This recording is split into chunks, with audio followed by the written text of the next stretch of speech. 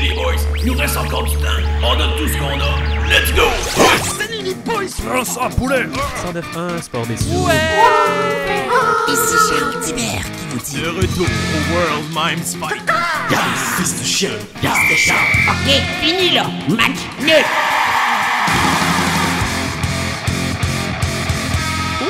What's up les nuls et bienvenue au Match Nul, le meilleur balado sportif que personne n'écoute. Pour cet épisode, on a décidé de ratisser large afin d'aller chercher de nouveaux fans à notre podcast. On va donc jaser de tennis, de sport hippique, ainsi que d'un sport ancien pratiqué par des nomades. Watch out les autres podcasts de sport, on s'en vient vous chauffer au sommet. Et on va commencer l'épisode avec une grande question que plusieurs amateurs de sport se sont probablement posées en regardant RDS au beau milieu de l'après-midi. Pourquoi il y a juste 4 tournois majeurs au tennis? D'ailleurs, pourquoi on appelle ça un grand chelem, hein? Mais surtout, qu'est-ce qui fait du Australian Open, de Roland Garros, de Wimbledon et du US Open des tournois les plus importants que les autres? Tu sais, je suis pas mal sûr qu'en ce moment, les pays arabes avec plein de cash sont pas mal jaloux que ce soit ces 4-là les tournois majeurs, hein? Tu sais, pourquoi pas eux? Mais pour répondre à cette grande interrogation du dimanche, on va sortir notre chronique qui explore l'histoire du sport. Soit tire-toi une bûche. Et on perd pas de temps et on embarque dans notre machine à voyage dans le temps pour découvrir d'où ça vient, le grand chelem au tennis. On s'en retourne dans le temps pour voir si on nous ment. Qu'est-ce qui se passait avant? On appelle ça temps. On pèse sur la pédale, fouillant dans les annales, revoir des gros scandales, point de vue impartial. Les arbitres une arnaque, la crosse pas les mini-max, mis avec tout pack. On démifie ça, barnac. Arrête de faire l'autruche, et fais pas ta nunuche. Avec nous tu seras pas de cruche, fait que tire-toi une bûche. Nous voilà donc le 25 octobre 1415 à Azincourt en France, durant la guerre de 100 ans entre l'Angleterre et la France. Le duc d'Orléans est capturé et gardé captif pendant 25 ans au château Wingfield en Angleterre. Étant un noble prince, son emprisonnement se fait dans l'aisance, hein? Et il prend même le temps d'introduire un nouveau sport aux Anglais, le jeu de paume. En gros, c'est un jeu intérieur où l'on frappe une balle au-dessus d'un filet à l'aide de sa main. D'ailleurs, la mise au jeu de la balle se fait à 15 pieds, puis à 30 et à 40 pieds du filet. Donc, c'est un peu de là que ça vient le pointage étrange au tennis. Bref, le jeu de paume, c'est comme se renvoyer la balle sans qu'elle tombe dans la plus grosse pièce de la maison. Hein? Un jeu probablement inventé par deux frères lors d'une journée de pluie, hein, au 14e siècle. Et comme c'est un sport aristocrate des plus distingués français, il est de coutume de dire « tenez » à l'adversaire au moment de servir. Et bien évidemment, les Anglais ont déformé le mot et le terme est devenu « tennis ». Mais c'est pas encore du tennis, là, hein, comprenez-moi bien, là. Bon, sautons les 400 prochaines années parce qu'il n'y a rien d'important qui va se passer dans l'histoire durant cette période. Et restons en Angleterre où le Major Walter Clopton Wingfield, oui, le descendant du château, le noble a eu l'idée de pratiquer le sport à l'extérieur. Ouais, ça a pris 400 ans pour que quelqu'un ait l'idée, mais soyez indulgents, les gens du passé, là, c'est pas des Lumières, tu sais. Sauf dans le cycle des Lumières, mais en tout cas, bref. Ça aura duré un temps. Et c'est en 1869 à Leamington qu'est fondé le premier club de lawn tennis, du tennis sur herbe. Il ne faut pas confondre avec le real tennis, hein, celui qui se joue en dedans, l'anciennement le jeu de paume. J'aime qu'on spécifie quand même que c'est le real tennis parce que de 1, on discrédite du coup le tennis extérieur et de 2, ça laisse la porte ouverte à l'existence d'un fake tennis. Et ça, j'aime ça.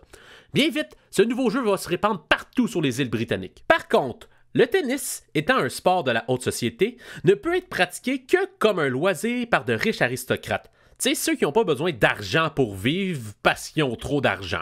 Donc, les professionnels du tennis, soit ceux qui gagnent leur vie avec des tournois, ben, ils sont bannis de la plupart des compétitions. Pour résumer, si t'es trop pauvre et tu gagnes ta vie avec le tennis, ben tu joues pas avec nous. Enfin, le nivellement par le haut, hein? Ça, on aime ça. Mais parlant de tournoi, le tout premier tournoi de lawn tennis a eu lieu en août 1876 et la folie de ce nouveau sport distingué se propage dans toutes les hautes cours des grands pays civilisés. Et c'est le moment parfait pour mettre une pause sur notre tire-toi une bûche pour introduire les 4 tournois majeurs que l'on connaît et de voir comment ils ont vu le jour, chacun d'entre eux. Bon, en fait, j'ai pas vraiment besoin de mettre sur pause vu qu'on est pas mal rendu là dans l'histoire aussi, mais bon. Commençons d'abord avec le tournoi de Wimbledon. L'histoire de Wimbledon débute avec un club de croquet. Oui, le sport qu'on cogne une balle avec une grosse maillotche en 2 arceaux. Ouais, c'est de même que ça s'appelle, croyez-moi. Le All England Croquet Club voit le jour en 1868 et quelques années plus tard, surprise, le club a des difficultés financières. Faut croire que le Croquet n'avait pas assez les reins solides pour soutenir financièrement tout un club. C'est surprenant. Donc, les propriétaires du club décident d'organiser un tournoi de sport tendance du moment dans la sphère hautaine, soit le lawn tennis, pour renflouer les coffres. C'est donc au pied d'une colline qu'aura lieu en 1877, dans les quartiers de Wimbledon de Londres, le premier tournoi de justement Wimbledon, remporté d'ailleurs par Spencer Gore qui, selon lui, le tennis ne serait jamais considéré comme un grand sport. Ça va être vendeur pour le sport, un champion de même, hein? En tout cas, les 200 spectateurs de la finale ont payé 1 shilling pour assister au match. Catching Money in the Bank. Opération réussie pour le All England Croquet Club qui ajoutera le sobriquet Lawn Tennis à son nom puisque ça pogne maintenant. Et tant qu'expliquer des affaires, hein, on va vous dire pourquoi les joueurs doivent jouer en blanc à Wimbledon. Outre l'obligation que c'est via le code vestimentaire du tournoi, c'est surtout que dans les années 1880, on trouvait ça inapproprié et disgracieuse, les taches de sueur sur les vêtements. Et en jouant en blanc, ces dites taches de sueur, ils paraissent moins. Wimbledon est donc le plus ancien des tournois majeurs et il a toujours été joué sur du gazon. Maintenant, on va traverser l'Atlantique pour aller voir les Américains, comment eux, ils gèrent ça, le tennis. En 1881 est créée la United States National Lawn Tennis Association, ou la USNTA pour les intimes, et on a décidé la même année de s'inspirer de la formule du tournoi de Wimbledon pour faire leur propre tournoi Made in America sur le terrain gazonné du casino de Newport au Rhode Island. Les 7 premiers championnats nationaux américains, ils étaient appelés ainsi à l'époque, ont été gagnés par Richard Sears, un étudiant d'Harvard qui, après cette fructueuse récolte, est passé le restant de sa vie en se disant qu'il n'était pas le bon Richard Sears et qui aurait donc dû fonder les magasins Sears. La compétition va déménager en 1915 dans la ville de New York et fait un remarquable du US Open, c'est qu'il n'a jamais été annulé depuis ses débuts. Même les guerres mondiales et les pandémies ne l'ont pas arrêté, il a toujours été présenté. De plus, durant son histoire, le championnat a été joué sur toutes les surfaces possibles, gazonnées, dures et même la terre battue. D'ailleurs, le tournoi a obtenu son nom US Open qu'en 1968. Pourquoi? On va l'expliquer un peu plus tard, mais pour l'instant, retournons en Europe pour voir ce que les Français, eux, pensent du lawn tennis. On se rappelle, la France est le lieu où le jeu de paume a été inventé, qui a inspiré le tennis. Mais les Français, toujours dans leur recherche éternelle d'être de la dernière mode, vont laisser tomber le real tennis pour le lawn tennis. Encore une fois, c'est un regroupement hautain, ici l'Union des sociétés françaises des sports athlétiques, ouais, toujours des noms compliqués pour rien, qui a décidé d'organiser en 1891 le premier championnat de France de tennis au Racing Club de France à Paris. Donc, ça fait beaucoup d'affaires à retenir, mais c'est pas grave.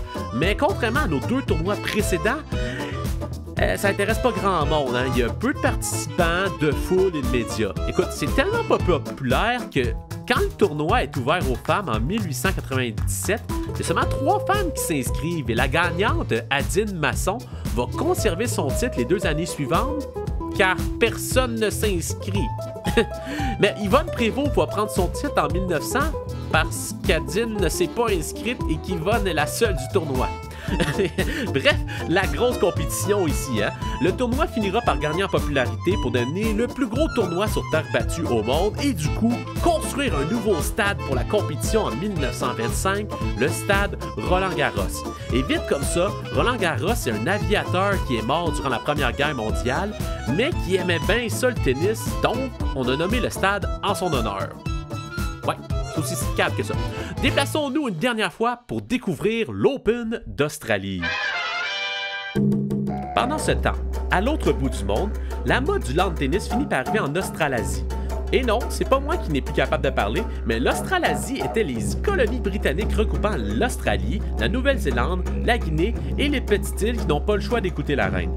Donc, les championnats d'Australasie voient le jour en 1905, mais les joueurs ne viennent pas vraiment, hein, outre ceux d'Australie, parce que ça prend 45 jours en bateau pour se rendre de la Méditerranée en Australie. Puis mettons, faut que l'aristocrate français doit vouloir en maudit pour se rendre là-bas en ce début de siècle, hein, parce qu'y aller en avion, ça prend beaucoup d'essais-erreurs avec le planeur des frères Wright. Bref, les meilleurs joueurs au monde vont souvent bouder ce tournoi jusqu'en 1983. Ça fait pas longtemps, ça, hein? Finalement, c'est au début des années 90 que l'Open d'Australie va véritablement prendre son envol pour devenir le tournoi du Grand Chelem le plus visité de nos jours. Donc, on a l'anglais Wimbledon, l'américain US Open, le français Roland Garros et l'australien Open d'Australie. Maintenant qu'on a fini notre détour qui a été plus long de ce qu'on a déjà fait, on peut continuer notre quête à savoir pourquoi ce sont ces 4 tournois, parmi tous ceux que j'ai omis de vous expliquer, qui forment le Grand Chelem au tennis. La réponse réside dans la Coupe Davis. Ben oui, toi, dans un autre tournoi, on est comme dans Inception, hein? Juste vous faire un petit rappel que c'est toujours les riches aristocrates qui ne gagnent pas leur vie avec le tennis qui peuvent juste participer au tournoi. Hein? Pas de pros avec leur salaire de crève-faim. Hein? Donc, la Coupe Davis, d'où ça vient ça? Ben, c'est un étudiant d'Harvard, un peu imbu de lui-même, Dwight Davis, qui décide d'organiser une compétition internationale de tennis entre les États-Unis et le Royaume-Uni en 1902. Il va même dépenser 1000 $ pour un beau bol à salade comme trophée au vainqueur quelques années plus tard. La compétition est bien vite devenue le genre de coupe de monde de tennis. Bon, vous voyez toujours pas le rapport et vous trouvez qu'on s'éloigne pas mal de la question initiale du pourquoi le Grand Chelem? Inquiétez-vous pas, le détour prend bientôt fin. 1933, un certain Jack Crawford, un Australien, a gagné les internationaux amateurs d'Australie, de France, donc Roland Garros, et de Grande-Bretagne, Wimbledon. Et le voit-il pas atteindre la finale des championnats nationaux américains? Il est mené 2-7-0 pour ensuite perdre le match. Et c'est là que 2 journalistes du New York Times ont dit « Hey boy, il a fallu y réussir un grand chelem, lui! » Bon, je vous invite à s'élanguir là, hein? Le terme grand chelem, ça vient du jeu de cartes du bridge. Et c'est un move où, en gros, tu annonces que tu vas gagner tout dans la partie. Donc, tous les gros tournois de l'année pour le sport. Et le terme avait été aussi utilisé au même principe au golf lorsque Bobby Jones a remporté les 4 tournois majeurs 3 ans plus tôt.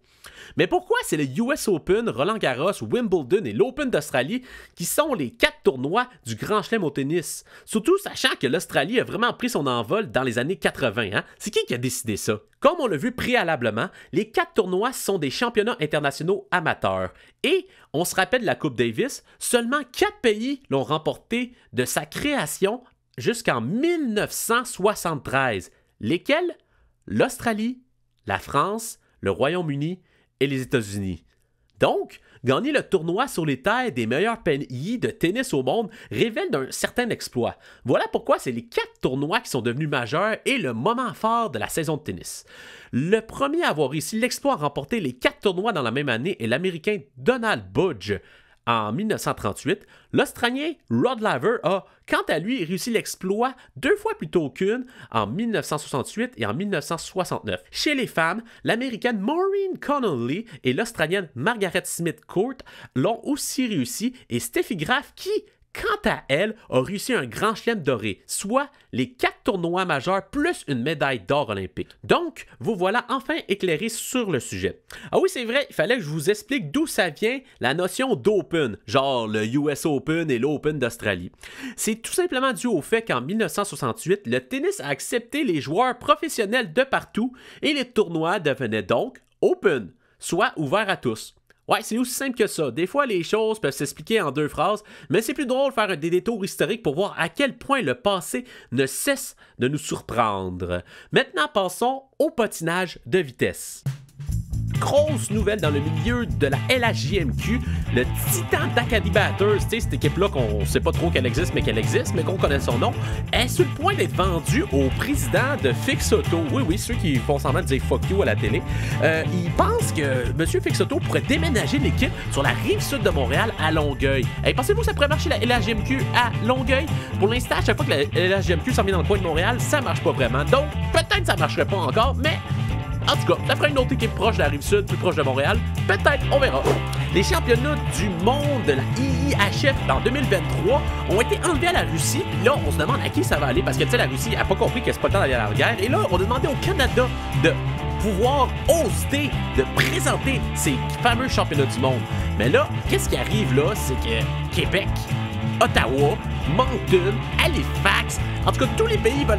pas les deux pays, toutes les villes veulent avoir ce fameux...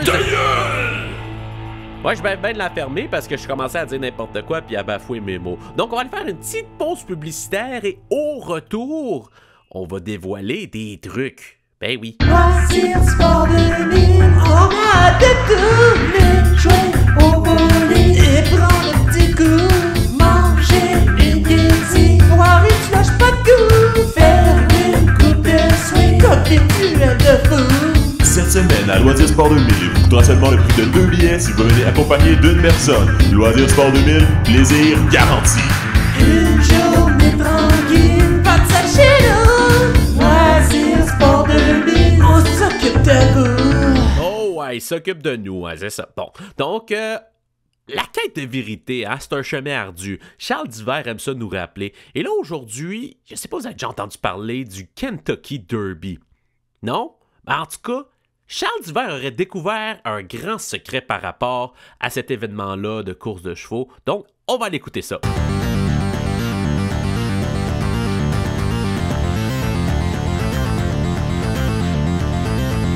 Quel sport est arrangé? Combien de joueurs sont des extraterrestres? Quels arbitres sont corrompus? Qu'est-ce que vraiment le sport? C'est l'heure de dire la vérité sur les mensonges. Mystère, malédiction, complot, conspiration. Jeu truqué. Ici Charles Divers et bienvenue au Jeu truqué. Considéré comme un événement phare du paysage sportif sans en être vraiment un, le Kentucky Derby est la course de chevaux la plus réputée mondialement.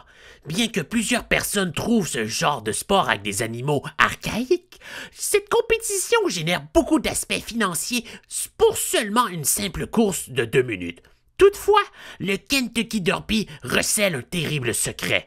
Notre émission d'aujourd'hui se consacre à dévoiler la terrible vérité derrière cette mascarade épique. Mais pour bien dévoiler cette vérité, il nous faut d'abord la dévoiler. Alors, bienvenue à l'hippodrome de Saint-Eustache. Cette course commencée par Loisirs Sport 2000. Si vous voulez avoir du plaisir, allez à Loisirs Sport 2000. Dès que les êtres humains ont commencé à utiliser le cheval pour se déplacer, il est normal de croire qu'ils ont fait des courses en chevauchant ces animaux dès que possible. On n'a simplement qu'à penser aux fameuses courses de chars disputées dans les colisées durant la période historique de l'Antiquité.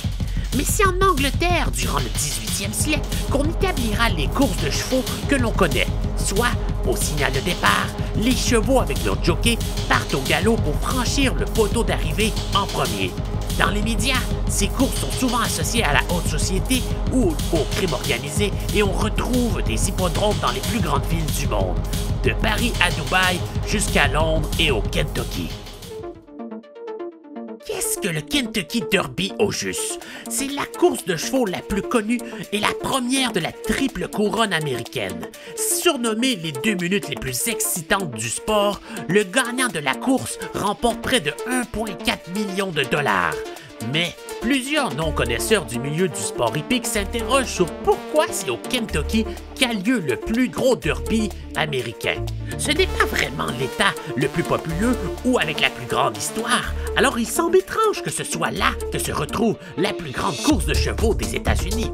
Il faut savoir qu'à la fin du 18e siècle, l'État du Kentucky était très reconnu pour la qualité d'élevage de ses chevaux, faisant fureur aux 4 coins de l'Europe. Voilà probablement pourquoi une course a été créée en ce lieu. Mais un mystère demeure. Où vont les chevaux perdants de la course? On ne va pas les envoyer se reproduire, que cela ferait des poulains de perdants. Alors, où vont-ils? Serait-il possible que ce dossier soit lié à l'autre élément phare connu de l'État, soit le poulet frit Kentucky? Qu'est-ce qui peut bien relier les chevaux déchus du Kentucky Derby au poulet frit Kentucky? La réponse se cache peut-être dans les origines de la franchise PFK, comme nous l'explique la diététiste et historien de la malbouffe sicilienne des Grands Prix. Oui, alors Arlan Sanders, mieux connu sous le sobriquet Colonel Sanders, possède au tournant des années 1940 un petit motel-restaurant. C'est dans ces lieux que le colonel aurait développé sa fameuse recette secrète du poulet frit aux 11 herbes et aromates. Mais son motel-restaurant est contraint à la fermeture due à la construction d'une autoroute sur son terrain. Il cherchera donc alors dans les prochaines décennies pour trouver des investisseurs pour sa fameuse recette unique. Connaissant aujourd'hui le succès des restaurants PFK, il est de raison de croire que sa recette de poulet se démarque des autres recettes à base de poulet. Se pourrait-il que derrière cette fameuse recette se dissimule une vérité qu'on tient à garder confidentielle? Serait-il possible que le poulet de la recette ne soit pas du poulet, mais en fait de la viande de cheval? Avancer une thèse de la sorte pourrait être considéré comme saugrenu si on ne s'attarde pas aux faits, mais voyez plutôt, avoir un cheval est coûteux et serait le secret derrière sa recette. Voilà la raison pourquoi le colonel Sanders n'a toujours pas réussi à créer sa chaîne de restaurants. Mais il avait réussi durant l'été de 1952 à ouvrir sa première franchise avec l'aide du futur gouverneur du Kentucky, John Y. Brown Jr. et Jack Macy. L'année 1952 est aussi l'année de la première retransmission télévisuelle du Kentucky Derby. Aurait-il eu l'idée de recycler les chevaux perdants de la course en regardant l'événement à la télévision? Serait-ce l'élément qui aurait convaincu ses investisseurs, soit de s'assurer d'avoir des chevaux annuellement pour fournir le restaurant en viande? À première vue, le cheval est de la viande rouge, alors que le poulet est de la viande blanche. Donc, la théorie ne fonctionnerait pas.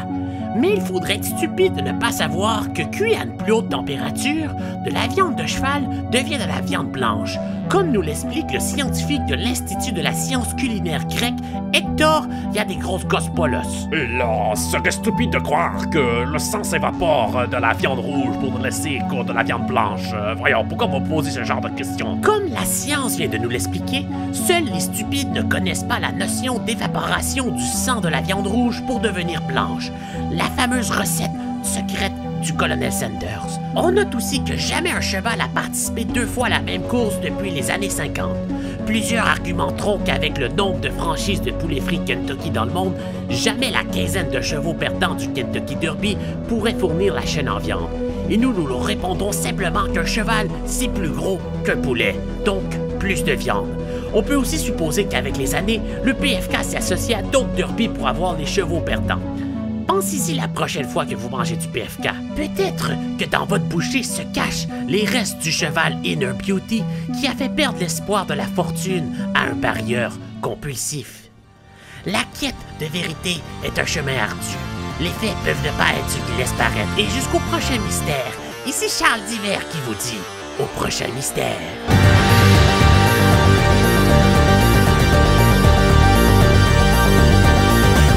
Ok, j'aurais pas fait ce lien-là tout seul. Hein. Les faits sont là, c'est dur à nier. On va maintenant passer à une petite... Qu'est-ce que je dis là, moi? Une grande sport revue. Elles sont toujours aussi pertinentes. C'est un peu weird. D'habitude, je présente pas le segment. D'habitude, la musique fait juste partir, puis j'ai... Are you listening? Damn. Les grandes sport revues. Hey, yeah. Les grandes sport revues. Can you feel it? Les grandes sport revues. Oh yeah. Les grandes sport revues. Sois les invités, pose les vraies questions. On est prêt à tout donner pour l'information. C'est Paul Godivu qui arrange l'émission. Les grandes sport revues au milieu de l'action. Donc, les grandes sport revues, le segment dans le monde du sport où l'on accueille n'importe qui ou n'importe quoi pour jaser de sujets sportifs profonds. Et cette semaine, on reçoit quelqu'un qui s'est retrouvé au cœur d'une controverse l'année passée. Oui, je sais, on n'est pas tant jour, mais on va le faire, la lumière sur tout cela. Donc, sans plus attendre, je souhaite la bienvenue au cheval de course Medina Spirit. Comment ça va et bienvenue aux grandes sport revues. On n'est pas un podcast sérieux, là, vous pouvez parler français. Hey, c'est ça que je me disais avec un nom de même. Et c'est justement dans ce sens-là ma première question va. Votre nom, là, Medina Spirit, ça vient d'où et comment je dois vous nommer, hein? Je trouve ça weird de vous dire Medina. Ouais, bon, first, tu peux m'appeler M-Spy, hein? C'est comme ça que les boys de Lagrange m'appellent, mais si tu veux la vraie patente, là, mon père Proto-Nico, tu sais, un vrai gros étalon de course, là, quand il a vu ma mère, là, je sais pas si tu la connais, mais ben, smart, là, puis c'est là ça, ils se sont regardés, puis ils se sont dit... Ouais. Ok, mais pourquoi vous, les chevaux, là? Ben, wow, là, qu'est-ce que t'entends, toi, par vous, les chevals, là? Tu fais pas de l'animaliste? Non, pas du tout. Je vous demande juste pourquoi il y a autant de noms weird dans votre sport. Bien, il y a des règles qui existent, genre 18 lettres, max, genre max 7 syllabes. Tu sais, c'est un milieu élitiste pareil, hein? C'est pas tous les chevals qui ont accès, hein? Fait qu'il faut standard of the stable, hein, si tu vois ce que je veux dire. Oh oui, je comprends. Moi, le premier, je parierais sur un autre cheval cave, genre Mongolian Changa. Hey, ça lit pas le nom de ma mère! dire, toi, là? Voyons, c'est quand même un peu drôle, là, un nom pareil, là. Le Changa, c'est une substance psychédélique dont son nom, c'est comme drogue mongolienne. Ça reste ma mère, dude. Écoute, je vais faire mon bon animateur et sauter sur un élément de votre réponse. Vous avez l'air d'avoir un lien spécial avec votre mère. Est-ce que c'est elle qui vous a inspiré dans votre parcours de cheval de course? Pas vraiment, hein. On est pas mal pour ça, tu sais, hein. Genre, comme on dit, beau qu'au four, hein. C'est pas mal ça notre vie, hein. Puis mon arrière-arrière-arrière-grand-père du côté de mon papa, puis mon arrière-arrière-arrière-grand-père du côté de ma mère, c'était secrétariat. Qui ça? Tu sais pas c'est qui? Yo, Big, secrétariat, c'est genre de shit dans les courses de cheval, hein. C'est lui qui a le record du Kentucky Derby, hein. Triple couronne, genre c'est un vrai étalon légendaire. Ah, tu vois, moi je pensais que c'était juste un film de chevaux poche qui joue à TVA de semaine en après-midi. Toi, t'es un film poche d'après-midi à TVA. Bon, ok, on va se concentrer sur votre fiche de coureur. 10 courses, 9 top 3, 4 victoires, ou plutôt 5, car on se rappelle, vous avez gagné le Kentucky Derby en 2021, mais on vous a retiré votre titre quelques jours plus tard car vous avez échoué un test de dopage. Qu'est-ce qui s'est vraiment passé? Je suis content que tu amènes le sujet parce que je vais vous dire ce qui s'est vraiment passé. Le fucking son of a jument de testeur, il sait pas de quoi qu'il parle. Y a-tu testé Midnight Bourbon pis Non-Agenda? Genre, ces deux craquettes, ils passent leur temps à sniffer de la colle en poudre. Si je comprends bien, le dopage est assez répandu dans le monde des courses de chevaux. Ben, c'est un milieu de performance, hein? Fait que si t'es pas dans la vibe, ça va être dur d'être bon. Je regarde vite comme ça les chevaux morts de l'an passé, hein? Beaucoup sont morts soudainement, sans crier gare. Est-ce qu'il y aurait un lien avec l'abus des substances dopantes? Hein? Des noms comme Big Stick of Love, Bobby the Greek, Left Alone, Medina Spirit. Voyons. Mais là, ça veut dire que vous êtes mort? Ouais, ben, tu sais, c'est pas tant grave, là. C'est pas ça qui va m'empêcher de faire l'entrevue. C'est vrai, dans le fond, là, t'es là. Fait que c'est ça. Et j'ai un collègue qui a vraiment insisté pour te poser une question. Donc, il se joint à notre grande sport-revue, hein, notre expert en conspiration sportive, Charles Divert, qui se rejoint à nous via Zoom. Oui, est-ce que vous m'entendez bien? Oui, Charles, on t'entend. Pose ta question. Ma question s'adresse à Medina Spirit. J'ai de sources sûres l'information que les chevaux de course perdants se font tuer pour être cuisinés dans le poulet frit Kentucky. Alors, que pensent les chevaux de ce destin funeste? Yo, c'est un peu weird ce que tu dis. Oh, vous réfutez? Faites-vous partie du complot mondial pour cacher l'affaire? Monsieur Divert, un peu de respect, hein, c'est quand même notre invité. Vous avez les mains sales, Medina. Vous avez des morts sur la conscience. Mais de quoi tu parles, gros? Oh, tu ne me parleras pas comme ça, toi, là. Mais voyons, monsieur Divert, restez dans votre bureau, là, vous pouvez sortir pas... les chiffres, vous allez voir.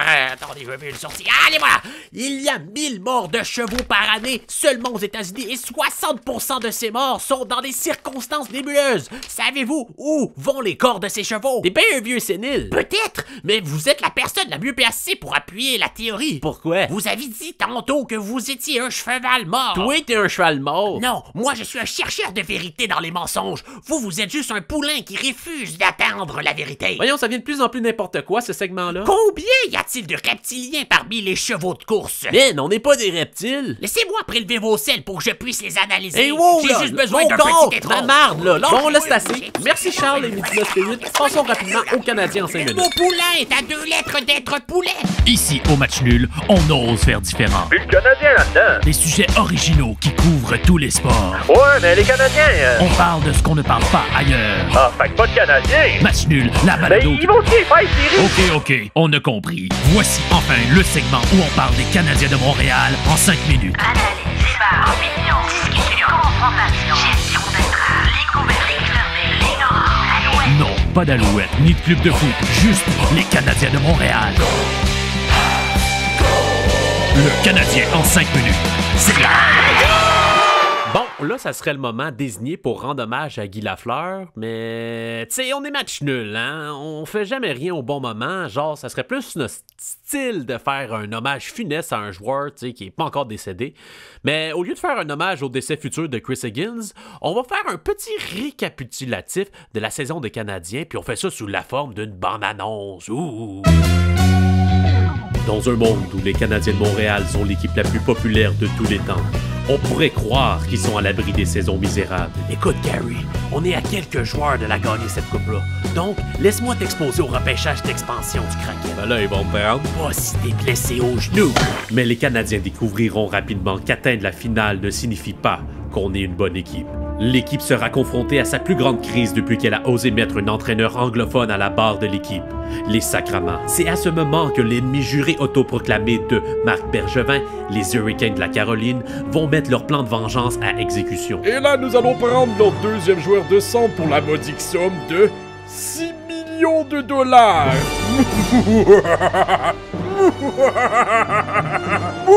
Ouais, mais là, ça va être nous autres qui vont être pris avec lui. Oui, mais eux, ils ne l'auront plus. Comme si ce n'était pas assez, l'équipe va devoir trouver un moyen de dénicher du leadership dans le vestiaire. Quoi?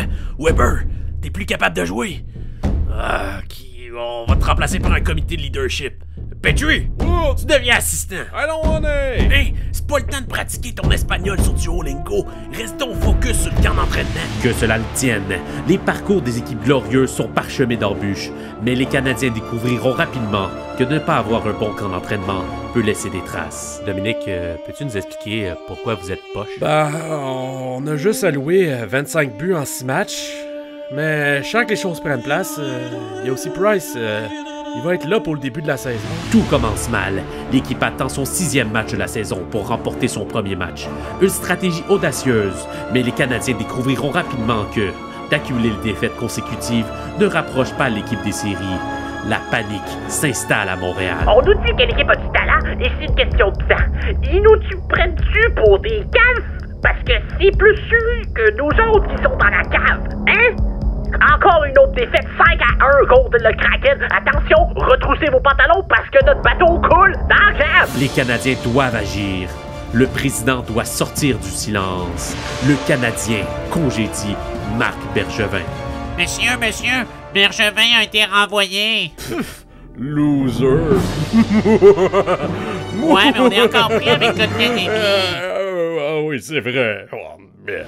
Mais les Canadiens découvriront rapidement que changer de directeur général ne change pas grand-chose.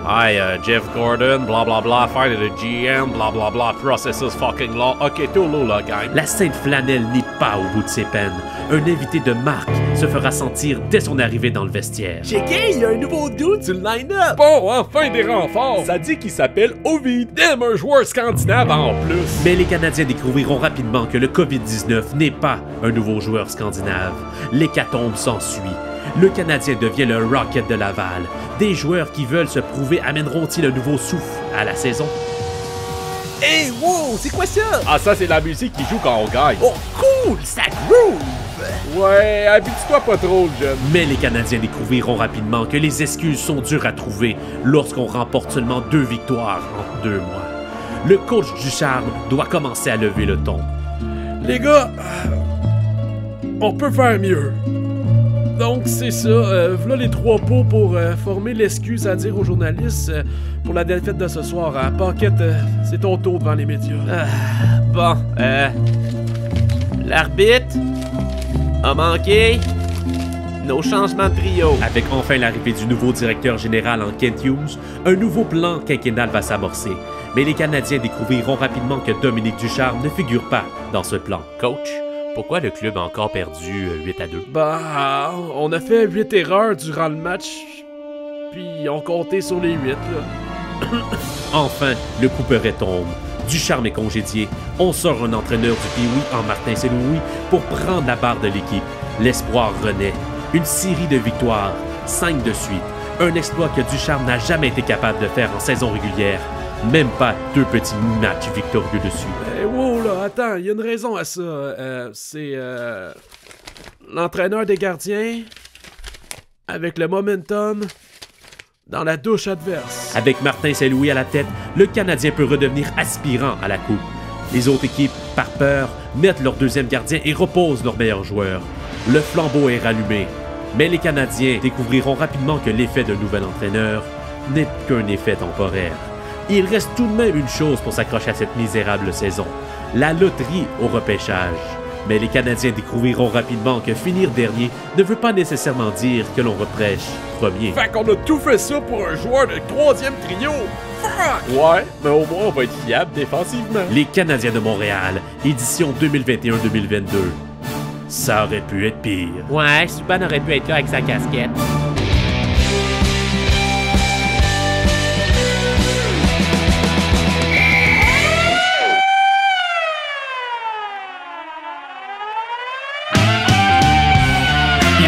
de Québec là-dedans. Ça fait 5 minutes que tu parles, tu me laisses pas parler. Il serait temps qu'on parle d'eux un peu. Mais qu'est-ce que vous faites? Ouais, OK. Les Nordiques, en au moins 1 minute. Hey, j'ai compté, là, le Canadien en 5 minutes a duré plus longtemps que 5 minutes, c'est pas correct, ça, parce que ça nous enlève du temps pour parler des Nordiques, parce que, parlant des Nordiques, là, j'ai enfin acquéri un nouveau chandail des Nordiques. Wow! Je suis devenu un vrai partisan, qu'est-ce que c'est ça? Wow! Hey, break the news, et voilà!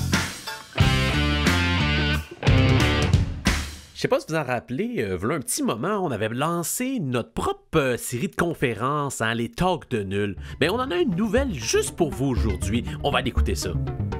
Mesdames et messieurs, bienvenue au Talk de Nul. Veuillez accueillir notre présentateur, Timothée D'Alphonse.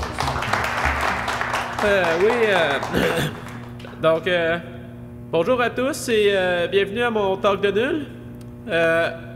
Aujourd'hui, je vais commencer par vous poser une petite question. Savez-vous ce que des peuples nomades pratiquent comme sport? Personne? Nomades, c'est ceux qui sont pas sédentaires, hein? Ouais, si vous savez pas c'est quoi le mot sédentaire, hein, vous pouvez pas bien savoir c'est quoi le contraire, hein? Mais, en gros, un nomade, c'est comme une genre de personne qui a pas de domicile fixe, mais qui se promène d'endroit en endroit, là. Mais c'est pas des sans-abri, là, mais même si dans le fond, c'est un peu des nomades, des sans-abri, mais ils ont quand même plus de choses, des nomades, mais en tout cas... je vous invite à aller lire la littérature nomade, puis faites ça vite, parce qu'elle risque de changer de place, hein? OK. Donc, le sport a vu le jour entre le 10e et le 15e siècle. C'est pas mal un gros gap de temps, hein? C'est parce que l'histoire, c'est long, hein? Puis il n'y a pas grand monde qui relate l'histoire des peuples nomades, hein? Surtout de leur sport, le bouche-cachis, hein? Je viens de me rendre compte que... j'ai oublié de vous dire de quel sport que je vous présente aujourd'hui. Hein. Donc, c'est le bouche-cachis. Hein. Contrairement à ce que le nom pourrait laisser entendre, c'est pas une bouse qui fait caca. Ça veut dire autre chose. La chèvre en tirant. Ou en tirant la chèvre. Hein. C'est du perse, hein, fait que... Je sais que ça fait pas vraiment de sens pour le moment, mais tu sais, c'est un sport de nomade, hein, des gens qui bougent. En tout cas, c'est un sport qui prend origine des peuples cavaliers de l'Asie, hein, donc les Mongols dans le temps. C'est un sport de Mongols. Hein. Je veux pas dire que c'est des Mongols qui jouent à ça, même si dans le fond ça l'est, mais c'est pas des Mongols dans le sens un peu cave, mais dans le sens que t'es un Mongol de Mongolie. Même si dans le fond, faut être un peu Mongol pour faire ce sport-là, mais... Enfin. Aujourd'hui, le sport est surtout pratiqué en Asie centrale, hein, c'est-à-dire dans le coin avec tous les pays durs à prononcer. J'ai mis la carte dans ma présentation, donc je vais pas vous lire les noms de pays. Quoi? Je peux essayer, hein? Ouzbaki... Non. Ouzmanikis... la page a changé, oups. Donc, c'est quoi le bouche-cachis en haut juste? On a 2 équipes de 10 à 100 cavaliers. Ouais, c'est pas mal ça, hein? C'est pas mal. Donc, les cavaliers se placent en cercle autour d'une chèvre. Non, attends, il y a quelque chose qui marche pas ici. Ah oui, c'est une carcasse décapitée d'une chèvre. Fait que le cadavre de chèvre est lancé au centre, hein, les cavaliers autour. Et là, il y a comme un genre de signal et tous les cavaliers se ruent pour ramasser la chèvre au sol. Le but étant de l'amener dans une zone marquée pour marquer un but. Et souvent, c'est à plus de 2 km de distance du point de départ. Et les autres cavaliers tentent de reprendre la chèvre au porteur à l'aide de fouet. Genre, tu prends sa patte pour voler la chèvre à l'autre pour l'amener dans ta zone. Ouais, c'est un peu violent, là, mais inquiétez-vous pas, là, on n'utilise plus les fouets de nos jours, hein. Ah, puis les distances ont été rétrécies parce que sinon, c'était un peu dur à suivre, hein. C'est pas les Hunger Games quand même, là, hein. Puis on n'utilise plus de cadavres de chèvre comme élément de jeu. Dans le fond, c'est plus vraiment la même affaire, là, mais... Fait qu'en gros, pour ceux qui n'ont pas encore compris, c'est comme le hockey, mais au lieu d'une boxe, c'est une chèvre morte et ça se joue à cheval. Est-ce que c'est plus clair? Bon, ok. On va passer à la prochaine diapositive. Donc, le boost caché, On peut présenter les sports de même! Mort aux maltraiteurs d'animaux! Madame, laissez votre bouteille. Bon. Ma présentation a pris feu. Ben, c'est parce que je peux pas vraiment continuer ça. Bon, ben... Merci d'être venu à mon talk de nul, la gang.